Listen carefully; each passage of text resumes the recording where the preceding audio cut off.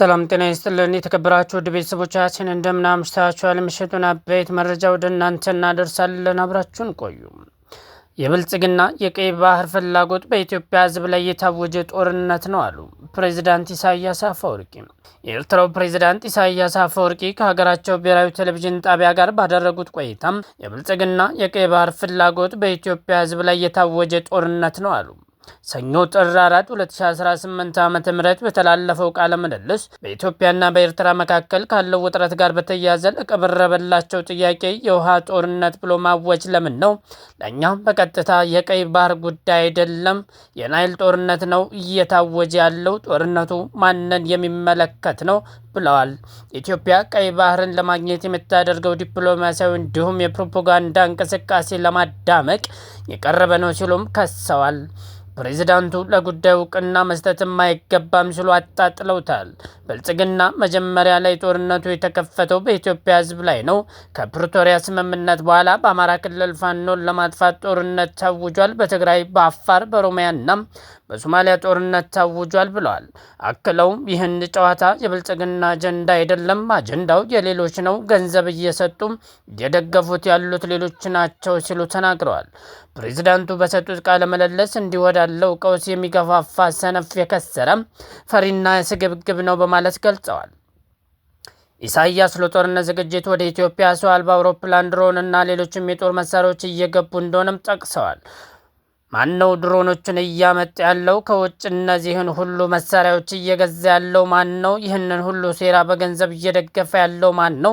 ገንዘቡ ከየት ነው እየመጣ ያለው? ሲሉም ፕሬዝዳንቱ ተናግረዋል። ቃለ ምልልሱን ላደረጉላቸው ጋዜጠኞችም ጊዜያችሁን አታባክኑ፣ እንዲህ ያለ ነገር በሚዲያችን መጠቀስም የለበትም ብለዋል። ፕሬዚዳንቱ አክለውም ጦርነቱ ከተከፈተብን ግን ማንም መብታችንን እንዲያስጠብቅ አንጠይቅም፣ ወደ ውሸት ጠረጴዛዎች መጋበዝ የለብንም ብለዋል። በኢትዮጵያና በኤርትራ መካከል ያለው ግንኙነት ከጊዜ ወደ ጊዜ እየሻከረ ከመምጣቱ ባሻገር የጦርነት ስጋት ሲስተጋባ ቆይቷል። በተለይም ከፕሪቶሪያው ስምምነት ወዲህ ጠለሸው የሁለቱ ሀገራት ግንኙነት ከኢትዮጵያ ባህር በር ጥያቄ ጋር በተያያዘ ውጥረት ሰፍኖበታል። የኤርትራው ፕሬዝዳንት ኢሳያስ አፈወርቂም ከብሔራዊ ቴሌቪዥን ጣቢያ ጋር በሚያደርጉት ቃለ ምልልስ እንዲሁም የማስታወቂያ ሚኒስትራቸውን የማነ ገብረ መስቀል የማህበራዊ ሚዲያ በሚያወጧቸው ጽሁፎች ገዢዎች ፓርቲ ብልጽግናን ሲሸነቁጡም የመጀመሪያቸው አይደለም። ፕሬዝዳንት ኢሳያስ ከጠቅላይ ሚኒስትር አብይ አህመድ ጋር ሆድና ጀርባ መሆናቸውን ተከትሎም ፕሬዝዳንት ኢሳያስ በዋነኝነት ከግብጽና ከሳውዲ አረቢያ ጋር ያላቸውን ትስስር አጠናክረዋል። ከግብጽና ከሳውዲ አረቢያ ጋር ኤርትራ ስላላት ግንኙነት በሰጡት ማብራሪያ በኤርትራና ሳውዲ አረቢያ መካከል የተፈጠረው የሁለትዮሽ ስምምነት በጋራ መግባባት ላይ የተመሰረተ ነው ብለዋል። በአፍሪካ ቀንድ ከሚነሱ ችግሮች ዋነኛው መነሻው የውጭ ጣልቃ ገብነትን መሆኑን ጠቅሰው ግብጽና ሳውዲ አረቢያ ያላቸው ሚና የጎላ መሆን አለበት ሲሉም አክለዋል። የባህር ዳርቻና የአየር ክልልን ኃይል እንዲጠብቁት ማድረግ አይሰራም፣ ቀጠናዊ ደህንነትን የሚያስጠብቀው ትብብር ነው ብለዋል ፕሬዝዳንቱ። የአሜሪካን የውጭ ጉዳይ ፖሊሲ በጽኑ በመተቸት የሚታወቁት ፕሬዝዳንቱም ከዶናልድ ትራምፕ አስተዳደር ጋር ያለው ግንኙነት በፈተና የተሞላ መሆኑን ጠቅሰው ከአሜሪካ ጋር የሚኖር ግንኙነት ከሁለትዮሽ ትስስር የዘለለ መሆን እንዳለበት ጠቁመዋል። ለአሜሪካ ምልክታችንን ማጋራት አለብን። ይህም የሁለትዮሽ ጉዳዮቻችን ብቻ በተመለከተ መሆን አለበት። ስለ ቀጠናዊ ጉዳዮች፣ ስለ ኢትዮጵያ፣ ሶማሊያና ሱዳን መነጋገር አለብን ብለዋል። ቅድሚያም መስጠት ያለብንን ለእኛ ጉዳዮች ነው ሲሉም አክለው ተናግረዋል።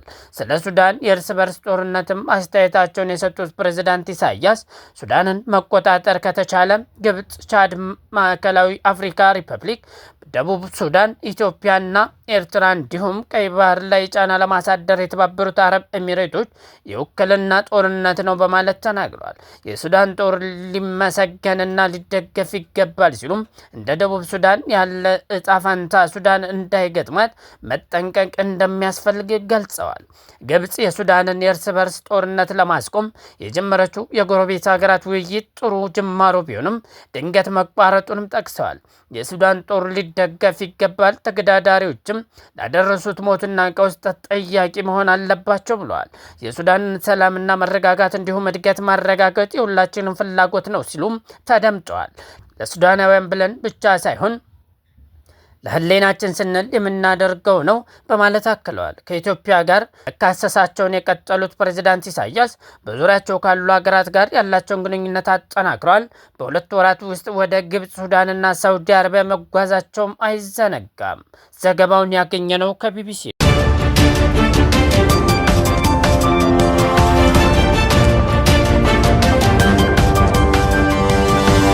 Thank you.